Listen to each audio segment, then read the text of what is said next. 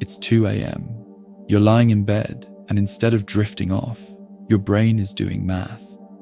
Okay, if I fall asleep right now, I still get 5 hours. That's fine. 5 hours is fine. But then 2:30 comes, and suddenly it's 4.5 hours, and something in your chest tightens just a little more.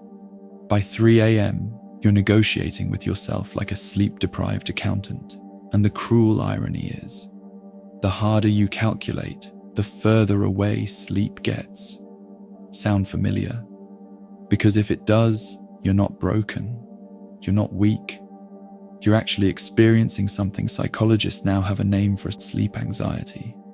And the reason it happens is so much more interesting and so much more human than just stress. Let's talk about what's really going on. Picture your brain at night like a city that's been in non-stop traffic all day. Work, responsibilities, emails, people needing things from you. All of it is just noise. And the moment your head hits the pillow, the traffic finally clears. But instead of quiet, your brain panics. All those thoughts that had nowhere to go during the day, they've been waiting. The unspoken frustrations, the conversations you rehearsed but never had, the vague sense that tomorrow holds something you're not ready for. They come flooding in all at once, like a dam finally breaking at midnight. And here's where it gets genuinely fascinating from a psychological standpoint. There are two core reasons this happens, and they go much deeper than just, you drank too much coffee. The first is something called unmet emotional need, what psychologists describe as a compensatory behavior, a quiet act of rebellion your mind stages against a day that never really belonged to you. Think about it. Your daytime hours are parceled out to your job, your obligations, your school, your responsibilities. Even the moments you think are yours are quietly shaped by what you should be doing. So at night, even if all you're doing is aimlessly scrolling or staring at the ceiling in a vague daze, your brain clings to it. This is mine. It doesn't matter that you're exhausted. Letting go of that time feels like losing the only hours in the day where you were actually free.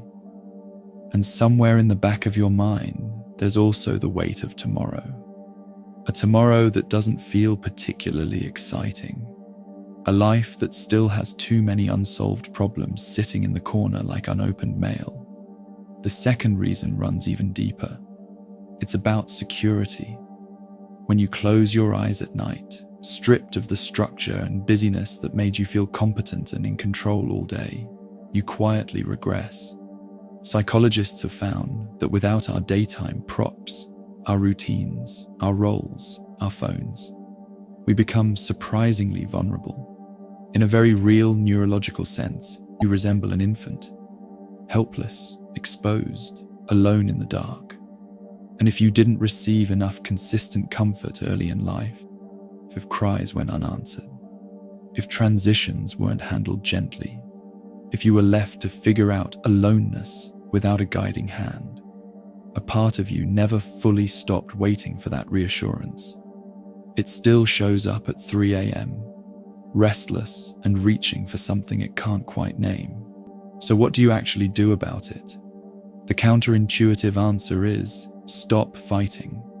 Sleep is a natural physiological process, and the harder you chase it, the faster it runs. Tonight, give yourself full permission to simply not sleep.